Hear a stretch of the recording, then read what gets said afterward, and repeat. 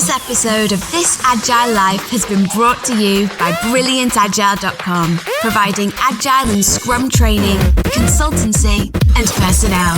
BrilliantAgile.com. Done right, it's brilliant.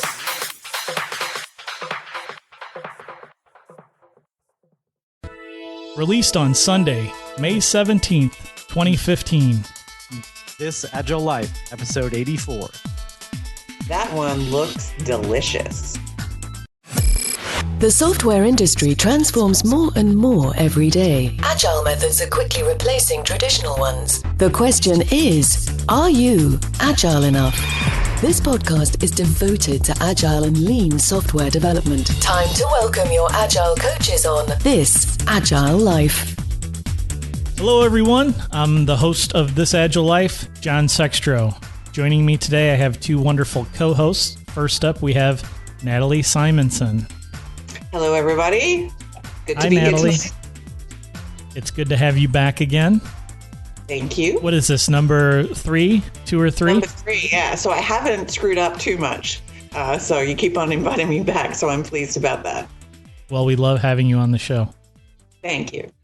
Also with us, Natalie, we have one of my favorite co-hosts of all time, Amos. Oh, no, wait a second.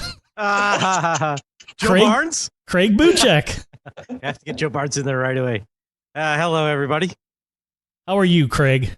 Doing pretty good. It's the weather's been rainy the past 3-4 days, and today it's just beautiful. It is I have quite tomorrow nice. off, and tomorrow's going to be beautiful too.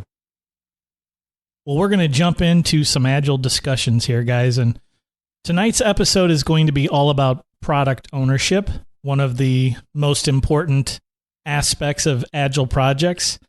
Very, very wonderful when it's done correctly, and it can be absolute torture when it's done poorly.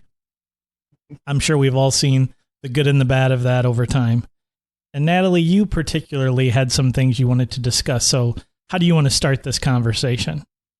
So I'd like to frame it up with a recent experience. We were looking at all of our teams to see how ready they were to be self-organizing and do the thing that I know that John loves to talk about, remove the Scrum Masters. When we did that, it became, there was a pattern that emerged that, I mean, you see the problems individually on teams, but when we looked at it collectively across 12 teams, this pattern that emerged that became sort of, was the epiphany for me, was every team that had poor product vision or poor vision buy-in from the team failed at everything else. Their planning was horrible because they didn't believe in what they were trying to do.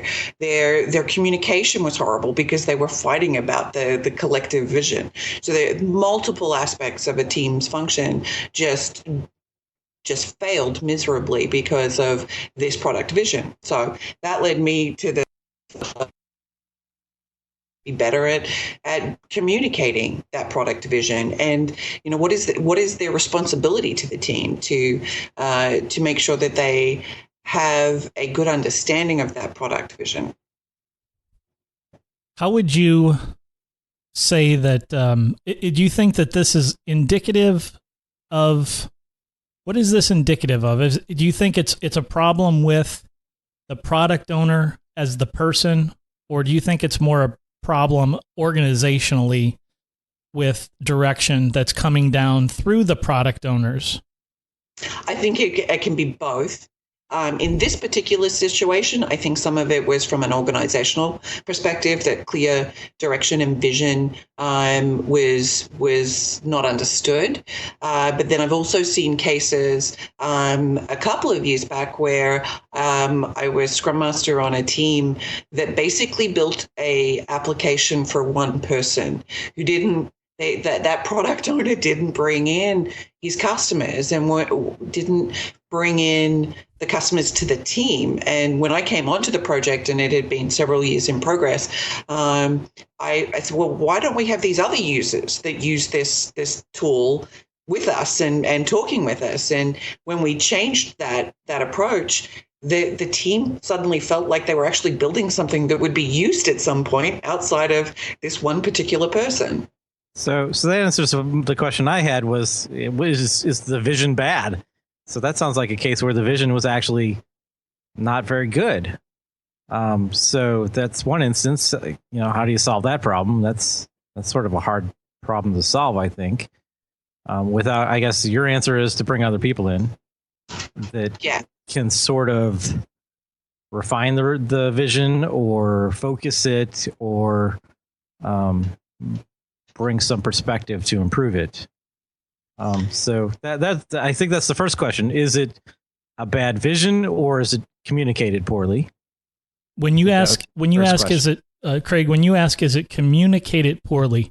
Do you mean, is it communicated poorly from higher levels of the organization to the product owner, or that the product owner is probably doing a poor job of communicating the vision to the team?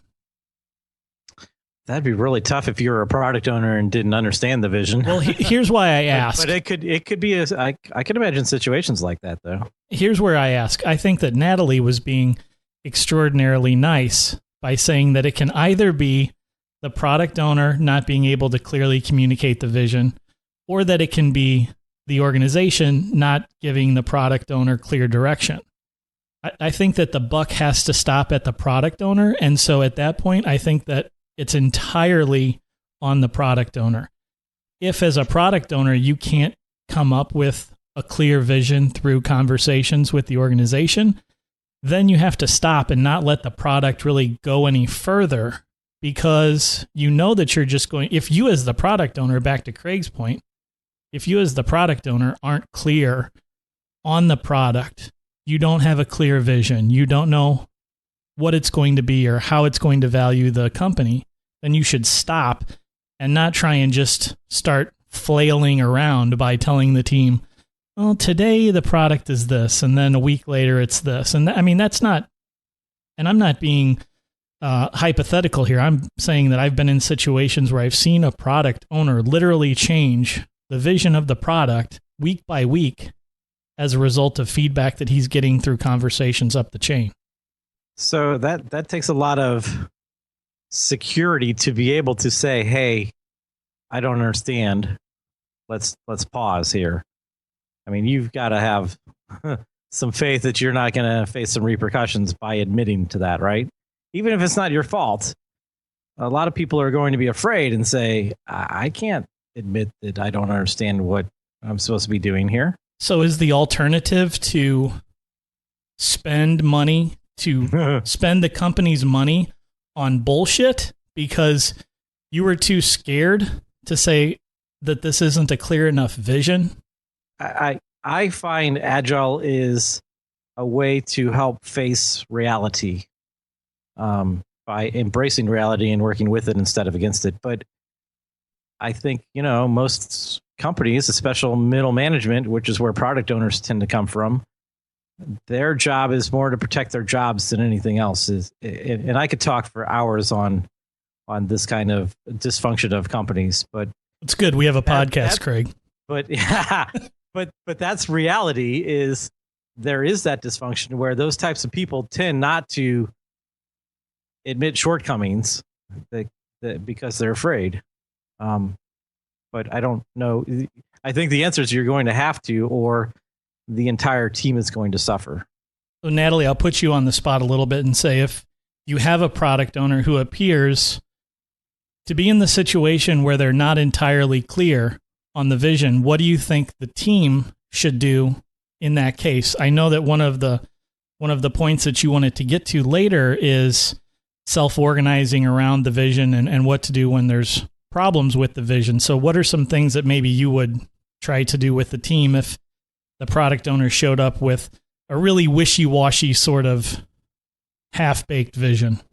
Yeah. So, and what I have seen the teams do, which I do think that they absolutely should do, is challenge the product owner and continually push and to refine that vision. But then what I don't see as often as I would like to is for a product owner to accept that feedback and take that in and understand and say, yeah, you know what? I don't have the information that you need, and I'm going to go and seek it. And to your point earlier with what you were saying, John, about the buck stops at the product owner, I think it's so oftentimes with teams that I've seen, they get direction from senior leadership, but then they feel like that direction, that initial direction is taken. Yep, got it. They don't run with it then. They're constantly looking back to leadership to keep on getting that direction.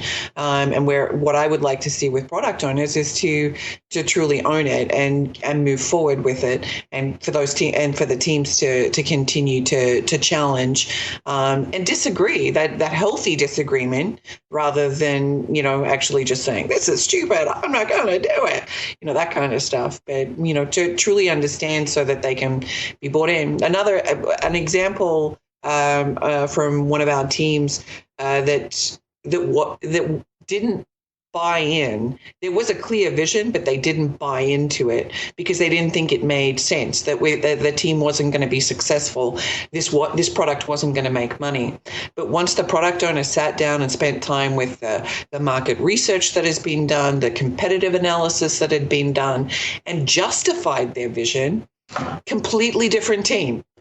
They're like, oh, aha, I got it. And so that's where I think sometimes product owners may see a team as a pool of bodies to do their bidding and not truly be part of that team and say, you know what, I owe this to the team to help them understand how this and why this is going to be successful. That reminds me of a conversation I had today with some of the Agile champions on our teams. And that is that customers like to come in and ask for solutions instead of presenting the problem and asking for developers and other team members to help come up with those solutions. And when one person has all the solutions, it doesn't leverage all the rest of the team to come up with better solutions and to collaborate, to come up with the best ideas and move forward with those. So how would you handle a situation, Craig, where the product owner has come back to the team and the team is now pivoting? We're at a pivot point where you've delivered a product and the team is moving on, and the team is going to be starting work on a new product. The product owner comes back to the team and presents, we're going to be working on new project Y. And product owner explains exactly what new product Y is, but at the end of the explanation, the team, including yourself, are left wondering, I don't see how this really is a viable product. Do you just kind of go about your knitting and keep working, or do you stop and start to ask questions and I don't know, challenge is the word I think that Natalie was using. Challenge the direction, challenge what the product is, and how far do you go with that? Right. So before we had talked about sort of if you don't have a vision that's working, you almost have to pause. But actually, I could imagine you probably don't want to pause because then you have idle people and that's waste. You could probably move forward with places where you do understand the vision or things that need to get done despite what the vision is. Iteration 0 or setting up the walking skeleton. Even if you're not exactly sure what the direction is, you could probably set up servers and test environments and all that stuff. You probably know what some of the architecture is going to be. So you could move forward with getting some of that basic architecture and infrastructure in place. So short term, I think you can still move forward. I think if you don't get it resolved in the long term, though, that's where it's really going to bite you more than getting started.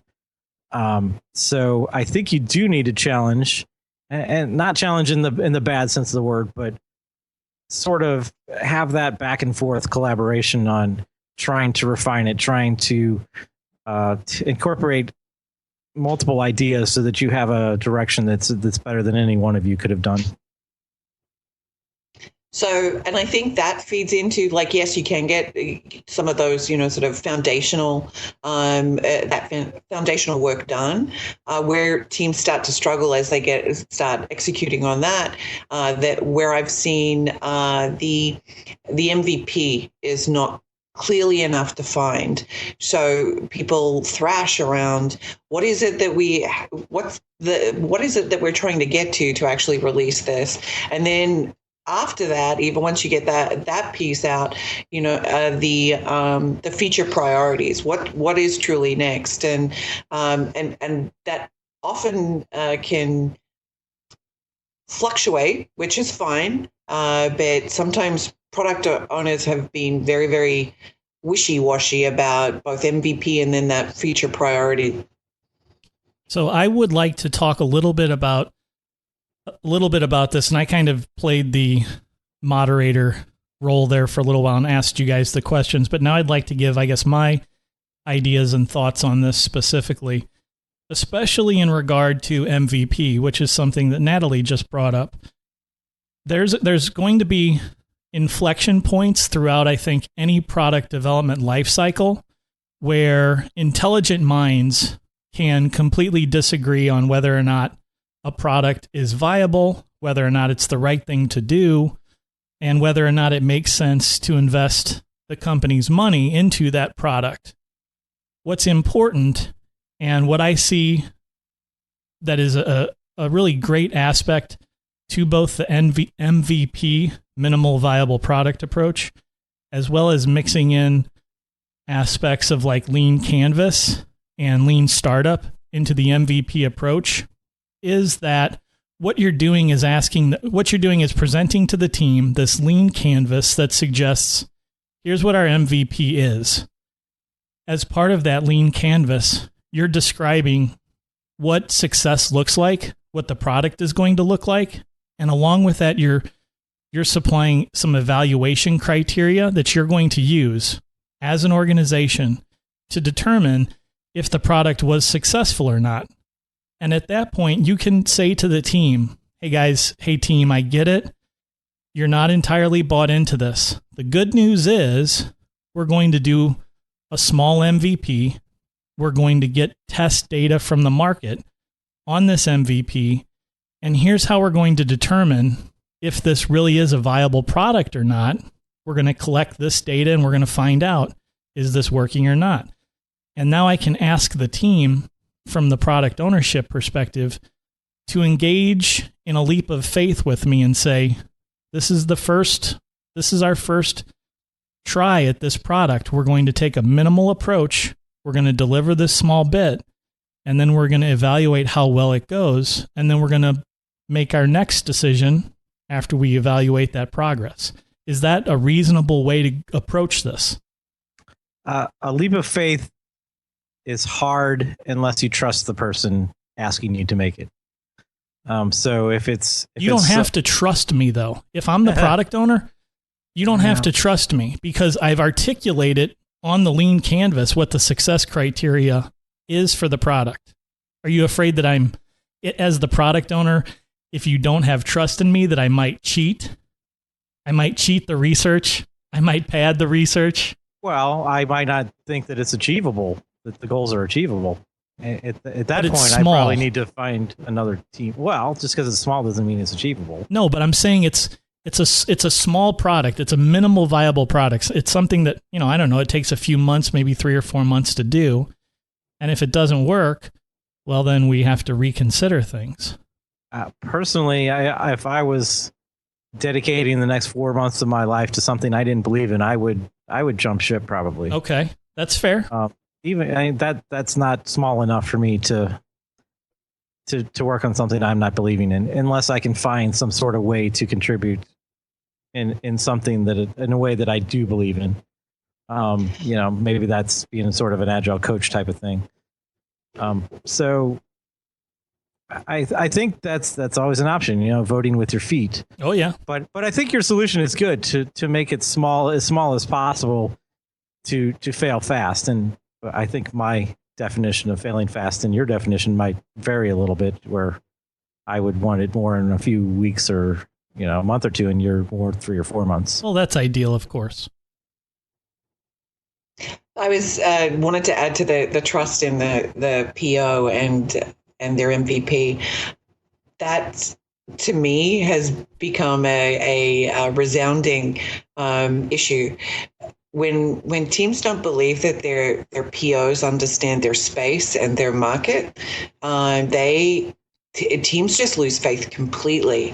So it can't be underestimated, and that's where it goes back to the team, the PO selling that vision to the team, because that's actually what demonstrates their understanding and their ability to speak for why this product needs to be built a certain way, why this feature A is more important than feature B. But there's also that point where, like, come on, people, you don't get, I know we're agile and everybody is part of the team, but at some point we have to start coding. And there are argumentative people out there that like to argue any idea that anybody has. And at some point you have to say, enough's enough. This is the direction we're going. And you either like it or you don't, which is, it's a hard balance in promoting an agile approach where everybody's voices needs to be heard, but then still, getting to a point where you can actually produce some work. Self-organizing does not necessarily mean a democracy. I'm so glad you said that and not me, because hate mail. No, Send it my way. not at all, Craig. It's that you're reinforcing what I've been saying for a while as well. And I think that there's a misunderstanding about what self-organization means. And the scope of what self-organization is has been scope creeped, if you will, to include just about everything that has to do with a project. We get to decide how much we get paid. We get to decide how many vacation days we get, what product we're going to develop. It's like, whoa, wait a second. I mean, there's some constraints. There's always some constraints. Can we decide what market we're in? Yeah, exactly. Can we be a game company that decides that we're going to be a spreadsheet company all of a sudden? Wait a second. We're a steel manufacturing company. I think I saw a new word. I think it was holacracy. That it basically is that idea where it includes everything, like determining your own salaries. I don't have a problem with transparency of salaries, but determining your own starts to get a little odd, I think. I'm on board for that. Just FYI. No, I agree. There is this, and that's a balance when, particularly if you're doing, coming into a company that is new to Agile, and you want to encourage and support people in speaking up, but some people that may continue to speak up and always be, sort of overridden because their idea isn't ran with, they start to question, well, this doesn't work. You sold me a different bag of, a different approach. Yeah, I think it's difficult. It can be difficult when in the arena of trust, it can be especially difficult if a team has a poor track record with a product owner. If the product owner and the team have kind of a poor track record where they've had trust issues, I think that a team is less likely at that point to embark on any new leap of faith journeys with the product owner after they've already had a number of trust issues. I think it can be a little easier when you're a new group coming together, because you're a little more willing to let your mind kind of wander and say, okay, I'm willing to take a chance here. It's a new team. Let's see how this goes for a few weeks or maybe a month or a couple of months or whatever. But if there's been a track record of past trust issues, you're going to have a real problem getting past that. And I don't know it's almost one of those moments where you have to think, gosh, maybe we need to blow up this team. We need to completely dismantle it and start over. I don't know how you overcome those trust issues at that. Or have your come to Jesus meeting. And what would that look like? I mean, what do you want the outcome to be of that come to Jesus meeting? Usually that ends up being destruction of the team. Right. Or you find a way to move forward together in a unified direction. I don't know, Natalie, do you have ideas or thoughts about what to do when trust begins to fail on a team like that? So how do we restore the trust? How do we bring the trust back?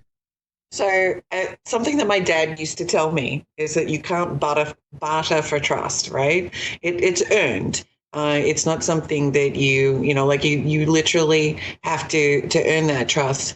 And I think product owners, once it's lost, they have to work. And sorry, there's a dog making horrid sounds in the background.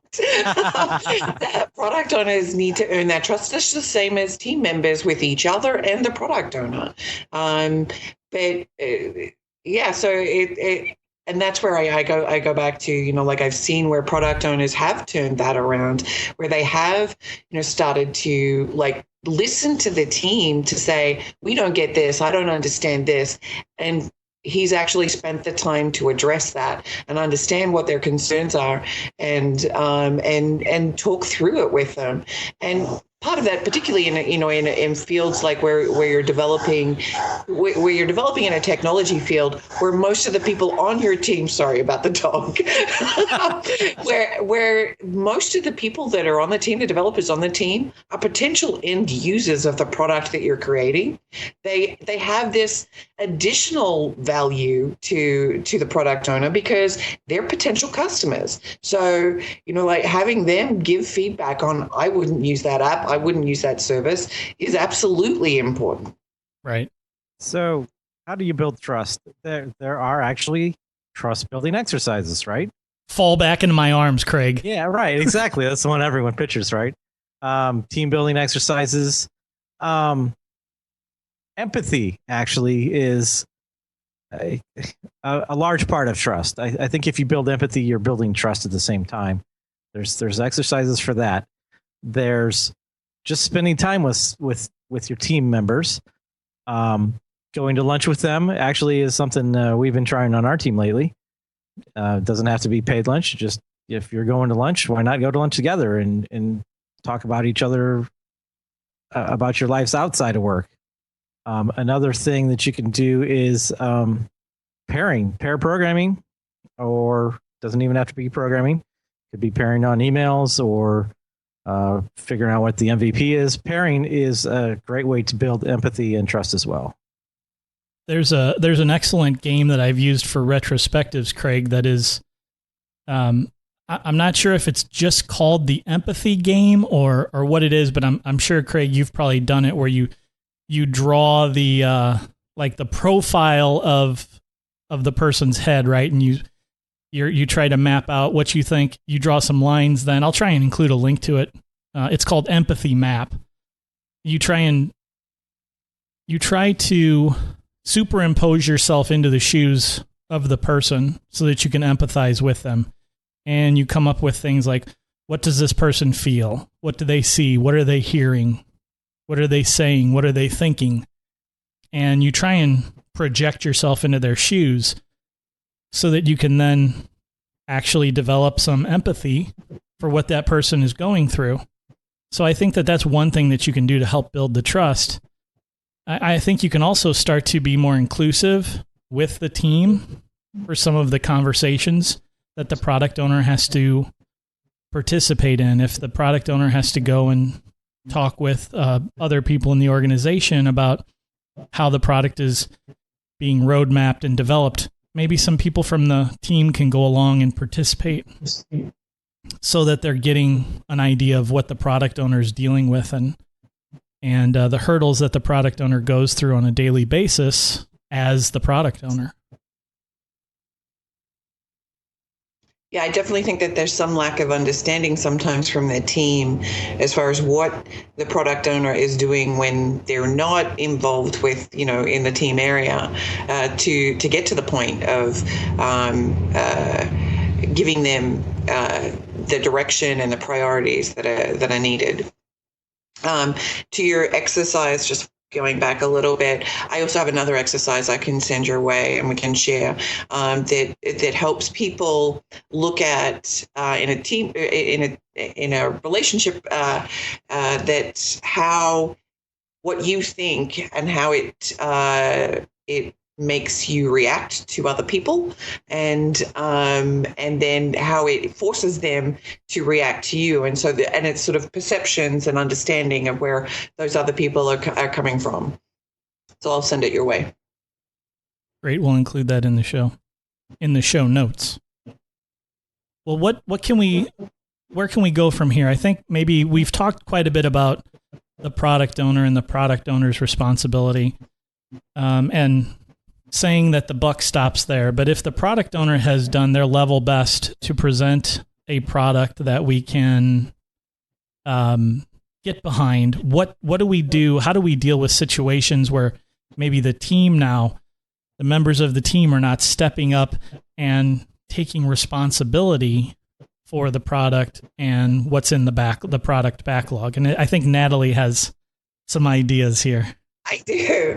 I recently was invited to do a retrospective for one of the teams, and when I went in there, they were all over the place saying, "I don't know this, I don't know that. I'm not sure which is a priority. I'm not sure." There was a whole bunch of questions, and so we ended up boiling it down to about 7 questions that they felt that if these were answered, all their problems are solved, and they could move on. And I was not familiar with their backlog. I didn't, I hadn't looked at any of that. I was just going in to do the retrospective. So afterwards, I spent some time with one of the leads and the PO. They said, this is all in the backlog. The team was being this, passive. I'm just, a passive participant in this. And I've seen some of this on other teams as well, where, the product owner is doing their diligence. They are prioritizing the backlog. They are giving clear acceptance criteria. But the team seems to think that they're going into the backlog and reading those stories and understanding them on their own, and not when it's a meeting set up to review the stories, is not part of their responsibility. So one of the things that I would encourage people to do on those teams is the ownership of the backlog and understanding the body of work that needs to be done is a responsibility of every team member, not just the product owner. I usually find the backlog to be too specific, and you get overwhelmed with all the specifics. I'd rather see a backlog that has features instead of stories. Because if you've got, let's talk about a realistic project that's going to take several months, and you've got several months worth of stories in your backlog. You've kind of, for one thing, you've done a big design up front at that point. You're not terribly agile. So when you do that, you find that a lot of those stories become stale and you throw them away. And so you've wasted a lot of time getting the details of those stories. So I'd much rather see just a list of features in your backlog, and except for the next iteration or two. But I think that will help with the problem somewhat, in that, I've been a place that had probably 100 or 200 stories in the backlog, and I'm not going to spend the 6 hours that it's going to take to read all those. Yeah, it's unrealistic, right? Nobody's going to do that. Nobody's ever going to look at those 100 stories.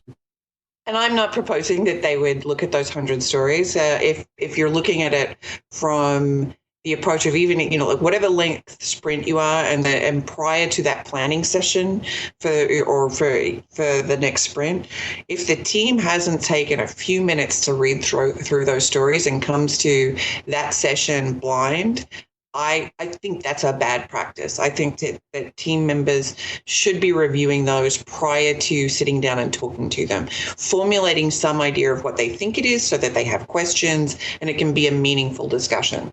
Disregarding the fact that there might be a large number of stories in the backlog, or how you're going about this, I think the symptom that you're describing, Natalie, is that the members of the team are being somewhat myopic, where they want to look at just exactly what's in front of them and no further.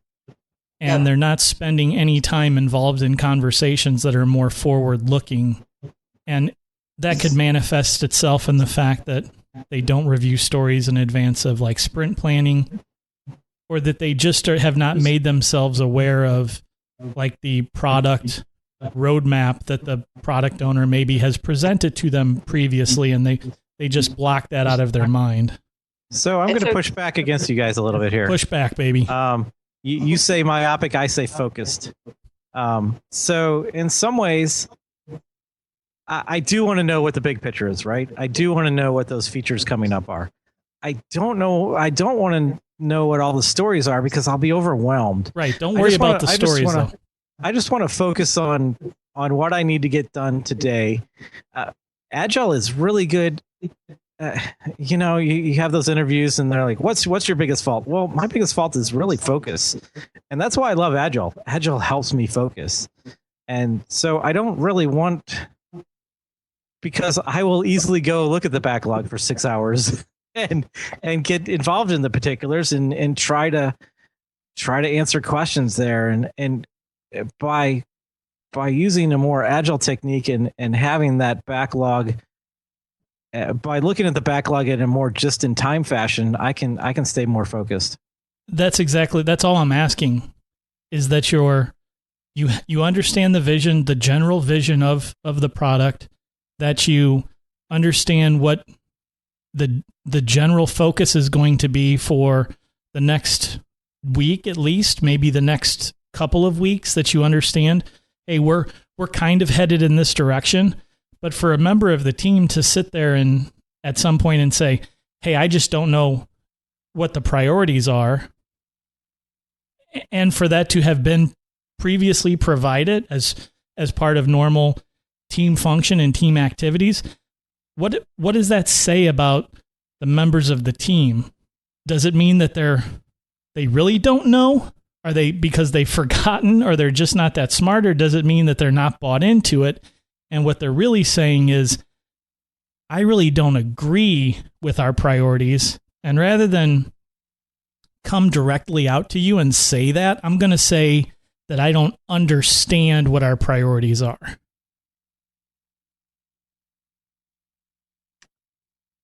don't know how to answer that. I don't know if that was a question. Well, the question was, do you think that the problem is passive aggressiveness from the team, and the fact that what they're really saying is, I just don't agree with the priorities? I think that's the case sometimes, but I definitely don't want to get too deep in digging into the backlog for sure. And like I said, we usually have too much in there, too much detail. Go ahead. I was just going to say that where I find that if you have a release schedule that that you're going to be releasing something every 30 days just because that's when your standard release is, and you have a set amount of work that needs to be done over those 30 days, I do think it's worthwhile for team members to understand that body of work that's going to be done, rather than just looking at, like if you've got weekly sprints, just going week to week to week without realizing what that end is going to be. And it feeds back into sort of the broader topic here of vision. I think that having an understanding of those stories that are in the backlog help the team members understand what that vision. I am not prescribing that people should be spending all their time reading through the backlog, and for months and months out. That's not valuable use of anybody's time. But the stories get to the stories. Once they're agreed upon that this is our priority, they're everybody's responsibility on that team, not just the product owners, because that's their commitment. I guess what I'm saying is there's a fine line there between getting too bogged down in the details, but still making sure that you understand what's coming up and having a shared vision with the rest of the team. Yeah, I look at it as driving a car. I remember when my dad was teaching me about driving a car, I was very much focused on the cars that were right in front of me and watching their taillights, right? Which is okay until there's like 10 cars up in front, somebody starts to stop, and then, it's a chain reaction of all of a sudden you have to stop. You have to be focused on where you are driving the car and the car that's right in front of you, but you need to keep looking up occasionally every once in a while, kind of down the road, to make sure that there's not a big accident on the turnpike or a big hole in the road that you're going to drive into, So, and I think that, like this is where it's a delicate balance, because you go too far into the backlog, people are going to get wrapped around the axle about something that's never going to happen and never have to, even think about, or try and overdevelop something that they're working on right now in lieu of a feature that could be coming up in a month or 2 months, rather than looking at what is it, that we're looking to deliver in the immediate future rather than later down the line. It is a delicate balance, but I don't think that the whole team should disregard the information that they can get from a backlog and clarity that they can get. Yeah, but there's a definite downside to having too many stories in the backlog, because there's a tipping point at which a lot of, once you pass that tipping point, it's like, I don't trust the backlog anymore. It's got a bunch of cruft in it. Yeah. And I've never once deleted stories from my backlog and been sorry that I did it. Every time I delete stories, it's like, that's so refreshing. So I know it's Scrum that has one of its procedures is grooming the backlog. Oh, yeah. So it's always going to be a thing, but you got to be careful not to put too much in there, or not put too much detail at least in there, so it doesn't become a major effort. And I think a technique that a product owner can use to give enough exposure to the team, but not too much, is basically have them separated. What the team sees is their sort of very near-term goals that they have visibility into. But their long 10,000 lines of stories that they have, that's theirs, that they manage, and they only expose those to the team in the immediate future, for the immediate sort of deliverables. I've even noticed with a ready queue, which is maybe a backlog on the very, very small side, right? Where you've strategically taken items out of your backlog, placed them in a ready queue, and said, these are the things that we're going to work on next. I've seen teams recently that have become sort of paralyzed by the fact that there's 5, 6, or 7 things in their ready queue. They walk up to the ready queue and they're like, oh, I'm not really sure. And, they want to pick this one because they know it. They know the technology. They should be prioritized. There should not be a decision point at that point. There should be no decision point. I agree with you. And they are prioritized. But still, the fact that they scan through what's in that ready queue and they're like, ooh, that one looks delicious. I want to have it. Rather than the next one that's the priority, which maybe they don't feel so comfortable with. Mm-hmm. And what I've been coaching lately is that, hey, let's have half as many items in the ready queue. We don't really need 6 or 7 items in our ready queue today anyway, because there's no way we're going to get to 6 or 7 of them. So let's put 3 into the ready queue. That seems reasonable, that we'll maybe be able to pull 3 new stories. And that way you don't have to stress about it. You're not tempted by pulling the delicious one off of the board rather than the next that next nasty medicine pill that needs to be done because it's important but not so great. I was going to ask if there should be a WIP limit on the ready queue, but that would be more of a work not in progress limit. Right. I mean, I still think that you're right. It's we'd have to come up with a new acronym, but you can WNIP. I don't know. WNIP. WNIP. No, not WNIP. We can still put for whatever. I'm going to go ahead and speak for the ladies. Get a veto on that one. Let's not do that one. I didn't think that would fly. All right. Well, regardless of what we call it, it's totally valid to put a constraint on the number of items in the ready queue. All right. Well, I think that we've just about beat this one up tonight. Maybe we'll save some other delicious morsels of product ownership for a future episode. This week's hottest picks. Natalie, you're up first this week. Okay, I was very lucky to get my hands on an Oculus Rift in the last couple of weeks, and I have been messing around with that. If you can get access to one, or you've got the bucks to spend on one, go ahead and do that. It is awesome. I can see so many opportunities for use for this, particularly with education. And we were talking a little bit earlier on tonight about it. And even in the medical field. But gaming obviously comes to mind first. So I am working to get this set up with playing World of Warcraft. So I shall report back later once I've got that set up. Wow, immersive Oculus Rift World of Warcraft. Yes, that would be awesome. How much have you used it so far? I'm curious if it still has the issues with like dizziness and nausea and vertigo. Those are bonuses. I've been okay, and I've had my kids try it out as well.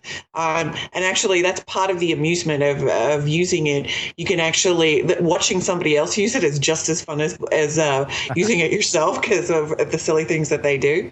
But I have heard people talk about there's an Apollo. The Apollo 11, I think, or 13, whatever it is, journey, and then there's also a space one that some people have said that they know people that have been a little bit queasy, but I would expect they're the same people that would get queasy with any kind of motion, sort of type like roller coasters or stuff like that. But I'm a novice. Sounds like fun. I'd like to at least try one out. All right, thanks, Natalie. You can get me the hookup, huh? Okay, I'll see if I can make that happen. All right, I am up next with my picks. The first pick that I have is to pimp out an interview that I recently did on another podcast. It's I was hoping Jason would be here because it's called the Mastering Business Analysis Podcast, which I guess is abbreviated MBA. So I just wanted to tell you, Jason, that, I was on an MBA podcast. Ooh. Anyway, I was on this podcast with Dave Sabot, and it's his podcast, and he wanted to talk about the lightning talk that I did about, a world without Scrum Masters and BAs. So I sat down with David, and we talked about that for a while. I don't think he's released it yet, at least not at the time of our recording this episode, but I'm sure he'll be releasing it very soon. And my next pick is the Sensi Wi-Fi thermostat. And full disclosure here, I'm doing some consulting work for the folks that have created the Sensi Wi-Fi thermostat. But I have personally fallen in love with this thing and think it is super cool. I've just ordered 2 for my house because I've got 2 thermostats. And if you are interested and would like to get your own Sensi Wi-Fi thermostat, you can use a special offer code that I have that will get you 20% off. And it's normally $140, but with the 20% code, it's like $112, which is a pretty nice savings on this thing. What, Natalie? Couldn't hear you. Still can't hear you. Can you hear me now? Yes. Do you get any kickback from us using that? I get 0 kickback. I just want to share with all of you the joys that I have been having working on this Sensi Wi-Fi thermostat, and I'm looking forward to hooking mine up and using them. And special deep tease if you're going to Agile Games 2015 up in Boston. I'm supposed to have a few of these that I'm going to be able to give away. So check us out at Agile Games 2015, and you can get in the raffle for a Sensi Wi-Fi thermostat. All right, that's all of my pimping stuff out. Craig, what do you have? All right, my first pick is a website called Real Favicon Generator. What you do is you upload a relatively high-quality image, and it sends you the favicons for all kinds of devices, iPods, iPads, iPhones. Those all have different sizes depending on the version of iOS. There are probably over a dozen things you need. It's got for Windows 8, the tile. It's got a little bit of JavaScript. I think it sends you. It's got some CSS. It sends you some HTML. It sends you, and then it resizes all the icons for you to give you everything you need. I was pretty happy when I found that when I needed it. It did a lot of work for me. The next one is an article by Andy Hunt. Andy Hunt is one of the guys that runs the Pragmatic Programmers, and he's also a signatory that was at the signing of the original Agile Manifesto.